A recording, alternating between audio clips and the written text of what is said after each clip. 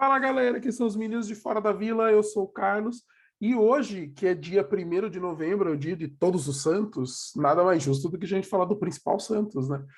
E como a gente está envolto aí, né, no Halloween, que foi ontem, amanhã é finados, hoje é dia de Todos os Santos, eu vou trazer algumas coisas sobrenaturais, improváveis sobre os Santos.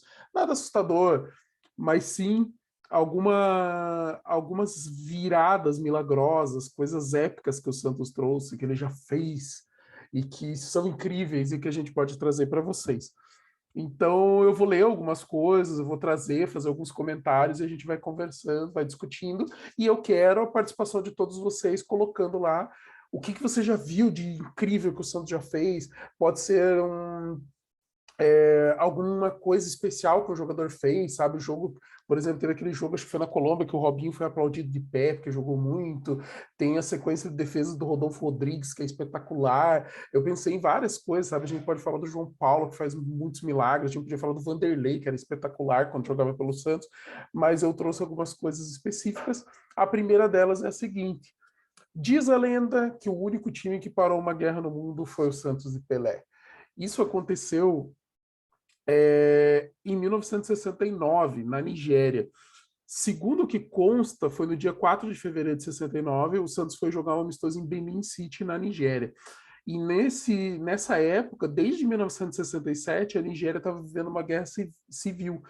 Teve uma região lá, que é a região de Biafra, que era no sudeste da Nigéria, ela se emancipou. E daí o governo vigente da Nigéria lutou muito contra essa emancipação. Aí fala-se aí num cálculo de mais de 2 milhões de mortos. E ele só acabou em 1970. Muitos artistas da época, como o próprio John Lennon, Jimi Hendrix, é, até o Papa estava falando para acabar com esse conflito, para conter essa guerra, mas não conseguiram. Então foi uma coisa que afetou o mundo na época. E o Santos foi convidado pelo governo local para jogar contra uma seleção da região do Centro-Oeste ali. Esse amistoso não ia acontecer na excursão da África, ela ia acabar com uma partida acontecendo em Moçambique 3 dias antes, mas depois o Santos foi convidado pelo governo da Nigéria e foi jogar lá. Quando eu estava chegando em Benin City, o Lima, que era jogador do Santos na época, disse o seguinte: alguém falou, comentou que o time ia parar uma guerra. E daí ele falou: o quê? Vai parar uma guerra? Que guerra? Tá tudo normal? Como assim? Não tem guerra aqui. Os jogadores desconheciam o que estava acontecendo. E daí um empresário que era responsável pelas excursões ali do Santos falou: eles estão guerreando entre eles e vocês vão resolver esse problema. Isso foi uma declaração do Edu também, que era ponta esquerda que jogou na época. E o que os cientistas relatam na época é que o governo nigeriano decretou um cessar-fogo para que eles pudessem se deslocar do hotel para o estádio em segurança e depois retornar para o hotel novamente. E na época tinha um jornalista brasileiro acompanhando a delegação do Santos, era Gilberto Castor Marques, que escrevia para a Tribuna, e ele registrou que foi decretado feriado local por causa do Santos. O Santos venceu por 2-1, gols de Toninho Guerreiro e Edu, e no dia seguinte foi embora do país, a guerra continuou e só acabou em 1970. Isso, a reportagem da época diz que o Santos parou uma guerra. E o Lima e o Edu concordam com isso. Porém, assim, eu acho espetacular, né, a gente pensar nesse nível de que o Santos conseguiu, porém, existe pesquisa que diz que não foi exatamente dessa forma, que na verdade o Santos foi convidado pelo governo local para mostrar força, porque o governo militar falava, ó, nós estamos bem, tanto que os separatistas não conseguem nem chegar perto aqui dessa região, que era para estar tendo conflito, então a gente está forte e pudemos trazer o Santos de Pelé para jogar aqui.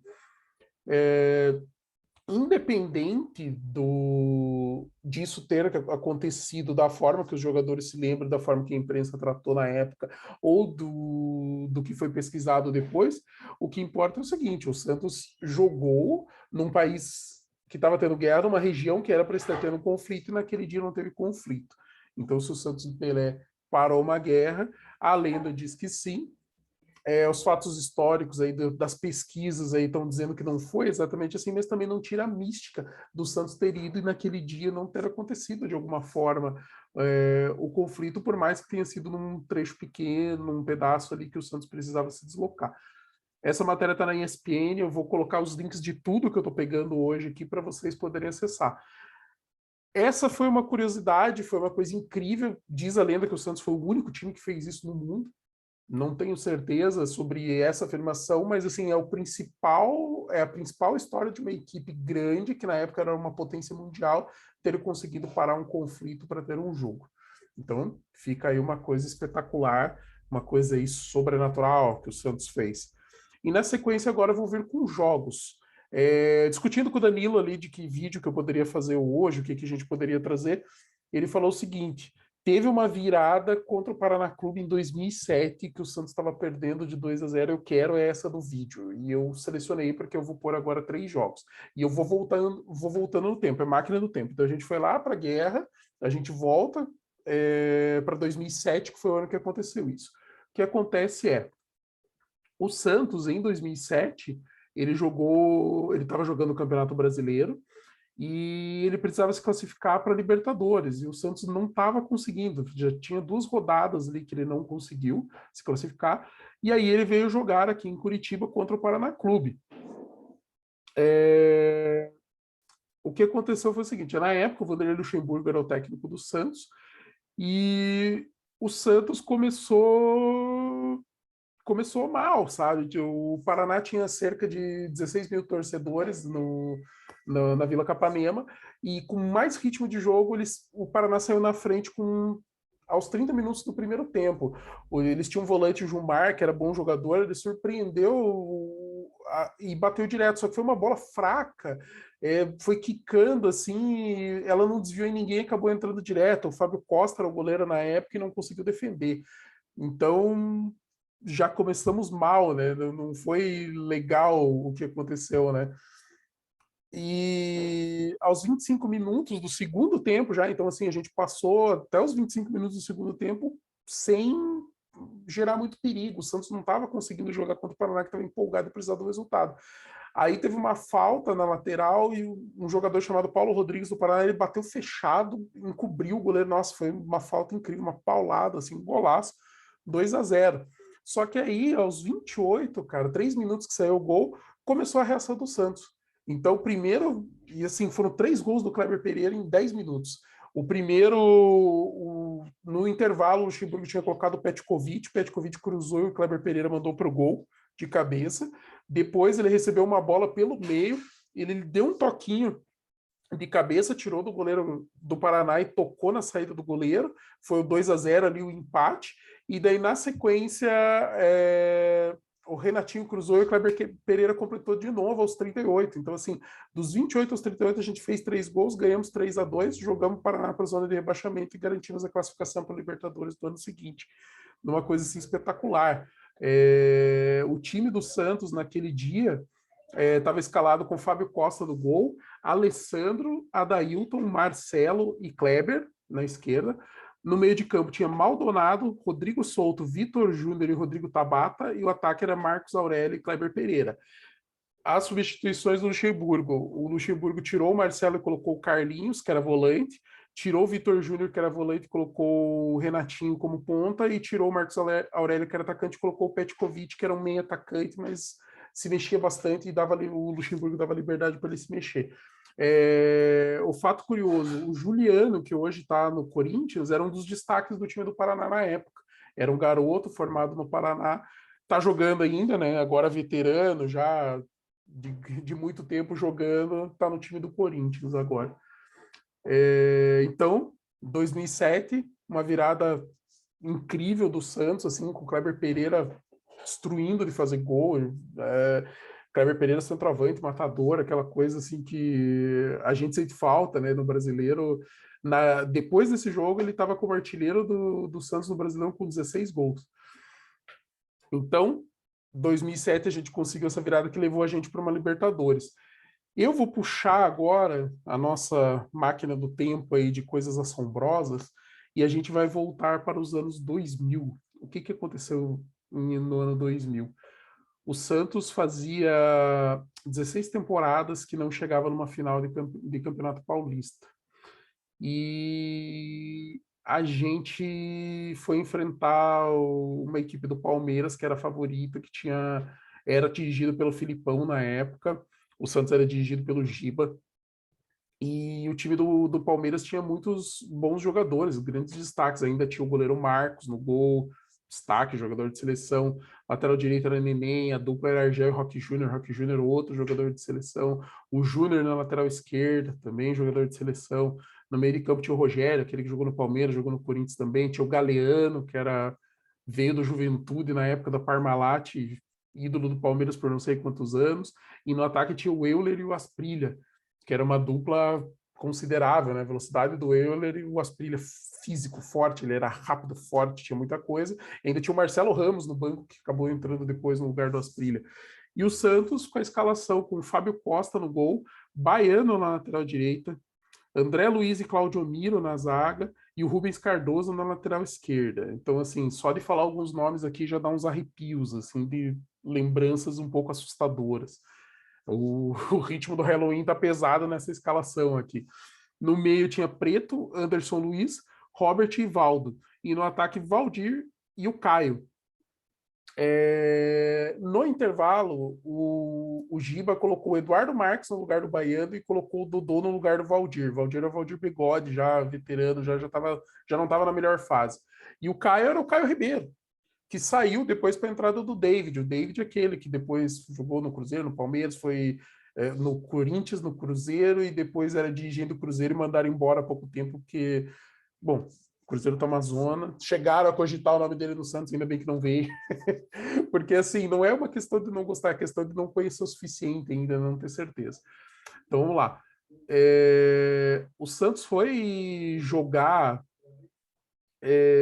essa semifinal e o primeiro jogo tinha terminado sem gols. Então, o Palmeiras, que tinha campanha melhor, precisava só do empate. E no dia 4 de junho de 2000, as equipes se encontraram e o Santos começou muito nervoso, porque a última vez que o Santos esteve numa final de Campeonato Paulista foi em 1984, quando foi campeão sobre o Corinthians. Depois disso, cara, foi até o ano 2000 para chegar numa final novamente. E o Santos estava nervoso, então estava errando muito passe, dando muito espaço para o time do Scolari, e o Palmeiras foi para cima, só que não conseguiu, apesar de ter volume de jogo, só abriu o placar aos 32. Teve uma falta na direita, o Argel subiu no meio da área sozinho, mas foi de cabeça, para variar, a gente tomando gol de cabeça, né? Quando eu e o Danilo a gente fala que é histórica por esse tipo de coisa, cara. Lá em 2000 a gente estava tomando um gol de cabeça com o cara subindo sozinho.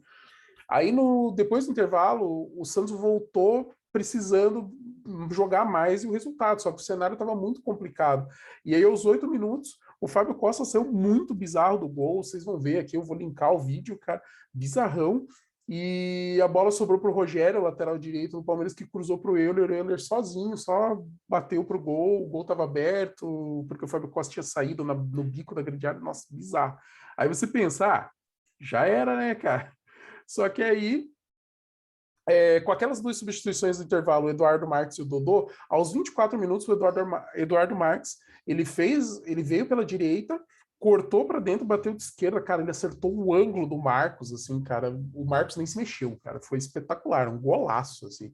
E aí o Santos começou a pressionar e aos 33 minutos o Anderson Luiz fez o gol de empate. Teve a cobrança do escanteio, ele subiu mais alto e cabeceou, testou no canto esquerdo e fez o primeiro gol dele com a camisa do Santos, foi justamente um para empatar um jogo contra o Palmeiras, tão importante.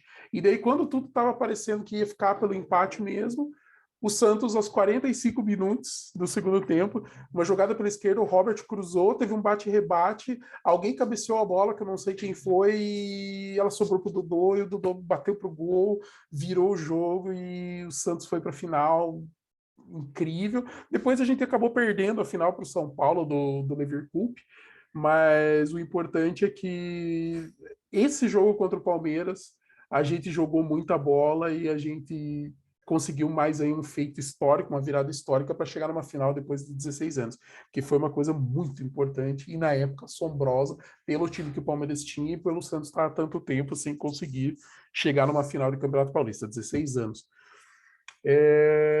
E agora, entrando na máquina do tempo, a gente está no ano 2000, a gente vai voltar, cara, para 95. Em 1995 merece um destaque.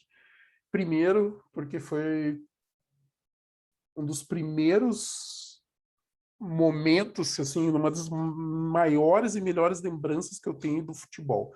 Nessa época eu estava com 15 anos e eu assisti esse jogo que eu vou falar agora, que foi espetacular. Quem é mais antigo sabe, quem conhece mais a história do Santos sabe do que eu estou falando. Em 95, o Santos jogou uma final de Campeonato Brasileiro contra o Botafogo, perdeu o primeiro jogo por 2-1 e no segundo empatou em 1-1 graças à arbitragem. Mas a gente não está aqui para falar da final, a gente está aqui para falar da semifinal, que foi Santos e Fluminense.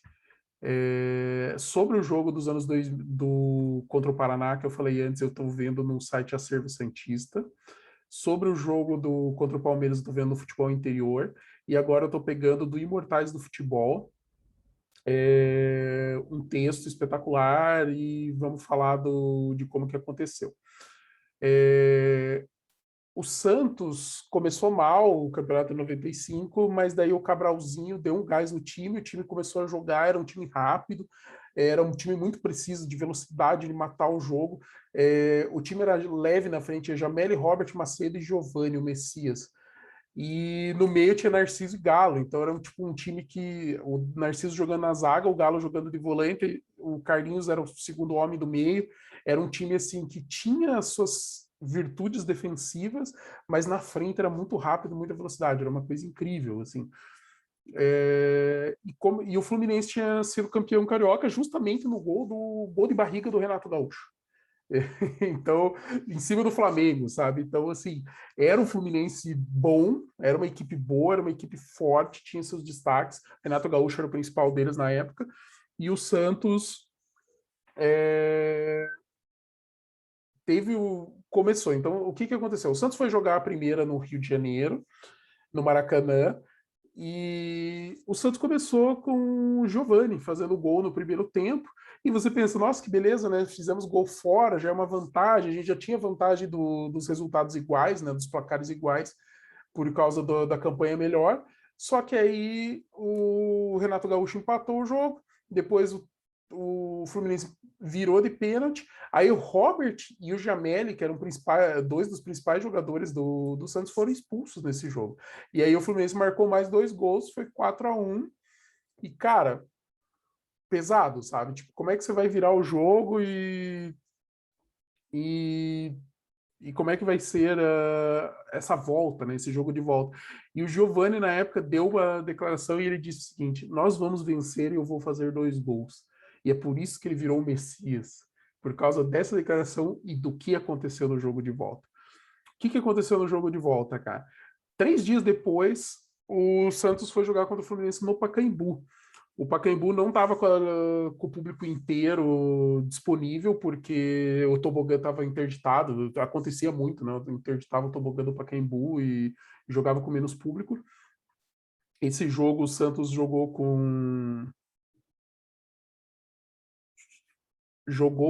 a seguinte escalação: Edinho no gol, filho do rei, Marquinhos Capixaba na direita, Narciso e Ronaldo Marconato na zaga e o Marcos Adriano na lateral esquerda. Galo, Carlinhos, Giovani e Marcelo Passos no meio de campo, Camando Caio e Macedo no ataque.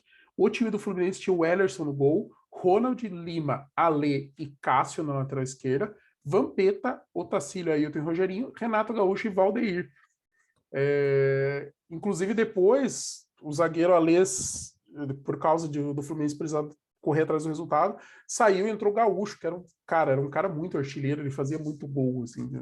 Então, o Fluminense usou todas as armas possíveis para poder fazer o que dava. E aí, fomos lá para esse jogo de volta, a torcida do Santos voltou ao estádio, cantava sem parar e empurrava o time. E o Santos foi extremamente ofensivo porque precisava do resultado, queria reverter aquela vantagem. E, cara, foi o jogo do qual o torcedor santista que conhece o Giovani, que tem essa ligação histórica, é aquele que consagrou. A gente já gostava do Giovani porque o Giovani estava jogando muito nesse ano, mas aquele jogo, cara, foi o que marcou a gente, que abraçou. Então, logo no começo do jogo, o Carlinhos já chutou uma bomba já pro gol, foi para fora, mas já estava mostrando o cartão de visita. E depois o Renato Gaúcho tentou, o Marcos Adriano tirou uma e parou por aí o Fluminense. E daí o Santos foi pressionando, pressionando, pressionando, pressionando, até que aos 25 minutos o Camanducaia fez uma jogada pela esquerda, driblou o primeiro jogador, no segundo ele foi driblar e foi derrubado dentro da área. Foi pênalti, o Giovani bateu no cantinho, o goleiro do Fluminense chegou a encostar, mas a bola entrou. 1-0. Giovani foi lá no gol, pegou a bola, voltou para o meio de campo. Aos 29, o Carlinhos, cara, veio pelo meio, tocou para o Giovani, cara, o Giovani, todo mundo esperou, até o zagueiro esperou que o Giovani fosse devolver na tabela, o Giovani dominou, limpou e deu um toquinho de bico, assim, cara, do gol, fez o 2-0, espetacular, cara, espetacular. Ele foi lá, pegou a bola de novo, levantou a bola para o céu e foi levando para o meio de campo de novo. E daí o Fluminense tentou mais uma vez, o Edinho salvou. O Macedo, cara, que era o nosso talismã, normalmente ele entrava no segundo tempo, mas aí com a suspensão do Jamel ele foi titular, ele chutou uma bola na trave. E aí o Santos ainda teve mais umas 2 tentativas e a bola não entrou ainda no primeiro tempo. Quando terminou o primeiro tempo, cara, os jogadores do Fluminense foram pro vestiário, cara, e eles foram pensando, cara, ainda bem que a gente não tomou mais, porque o cenário era do Santos massacrar, velho. E o Santos ficou no campo, cara. O Santos ficou no gramado. Tava aquela torcida apoiando e os jogadores ali naquela emoção, naquela febre. Foi crescendo e teve essa união de torcida com os jogadores, cara, espetacular, cara. Aí, no segundo tempo, o Santos entrou, um ritmo absurdo, foi sufocando o time. Cara, e com 5 minutos do segundo tempo, o Giovani já recebeu na meia-lua da grande área, deu um toque leve para o Macedo e ele saiu na cara do gol, já mandou para o gol, 3-0. Cara, a gente estava revertendo o placar, a vantagem era nossa e nesse momento a gente estava classificando para a final. Só que logo na sequência, o lance seguinte, cara, o Fluminense cobrou uma falta na área, teve um chute no travessão e no rebote o Rogerinho cabeceou, fez o gol 3-1. E daí o Fluminense estava sendo classificado de novo, né, por conta do primeiro jogo ter sido 4-1 para eles. Aí, só que, cara, o Santos aos 16,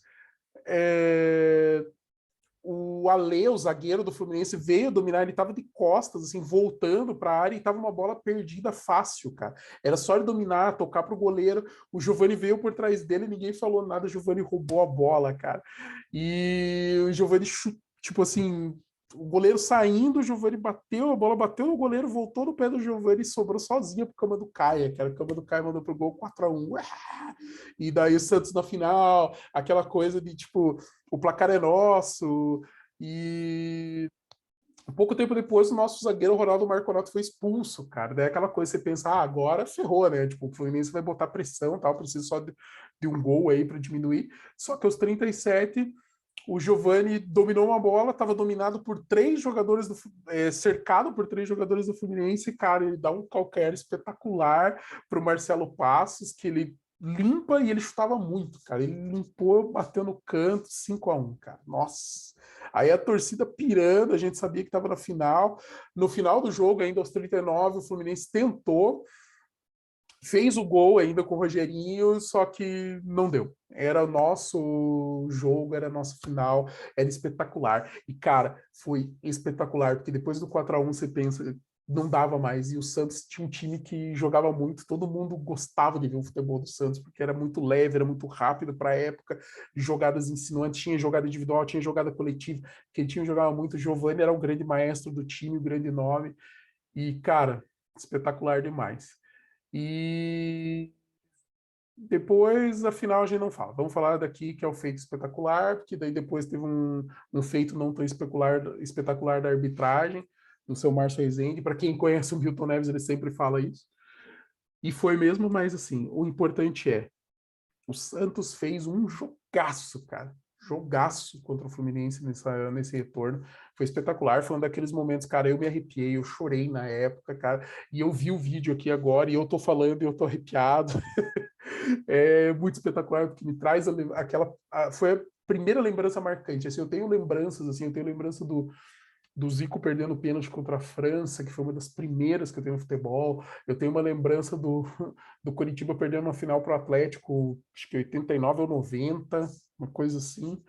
E aí, assim, eu comecei a acompanhar o futebol mais ou menos nessa época, assim, nos anos 90, ali, tipo, 91, 92, e acompanhar bem, né, de assistir os jogos com meu pai e tal. e a partida dessa final de 95 foi a mais espetacular, foi aquela que eu acompanhei de perto, aquela que eu segui, e a primeira que me deu calafrios e arrepios, e eu vi o Santos fazer uma coisa espetacular. É isso, galera, é muita coisa, tem muitos momentos espetaculares. Comenta aqui qual que é o seu momento espetacular, qual que é o momento assombroso do Santos, e assombroso no bom sentido, hein, galera? É milagres que a gente tá falando, a gente não tá falando de terror. Terror a gente deixa para lembrar nos momentos de contar as histórias de terror na beira da fogueira, lá comendo marshmallowzinho. Mas a nossa aqui, momentos assombrosos, espetaculares, milagres do Santos Futebol Clube. Se você tem outros momentos, coloca aqui que depois eu vou ver, eu vou linkar tudo que tem, todas as matérias, todos os vídeos que eu achei, eu vou linkar para vocês e a gente depois deixe seu comentário, vamos interagir bastante nisso, porque tem assunto, eu sei que todo mundo tem o seu momento, e é isso aí, galera. Continuem acompanhando o nosso trabalho, obrigado aí para quem sempre acompanha. Comentem, curtem, compartilhem, se inscrevam no canal, tragam mais cientistas para cá e para cima deles, Santos. Um grande abraço.